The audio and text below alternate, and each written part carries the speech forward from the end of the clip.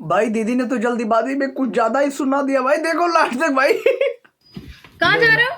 मैं मार्केट जा रहा हूँ थोड़ा सामान लेने।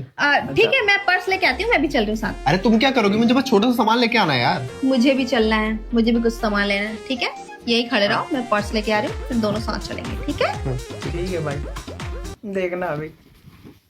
चला गया मुझे छोड़ के, साला धोखेबाज कुतरिया कहीं का। धोखेबाज, इसकी धोखेबाजी ना इसकी माँ से मिली होगी। इसकी माँ भी ऐसी, ये भी ऐसा। साला छोड़ के चला गया हरामी। अभी देखते रहो भाई क्या होगा। इसको आज इसको जला भुना खाना नहीं खिलाया ना मैंने, ठुसवाऊंगी मुंह में। मेरा नाम मेघा नहीं, बताती हूँ आज मैं इसको। साला हरामजादा कुत्ता कमीना बेशरम कहीं का।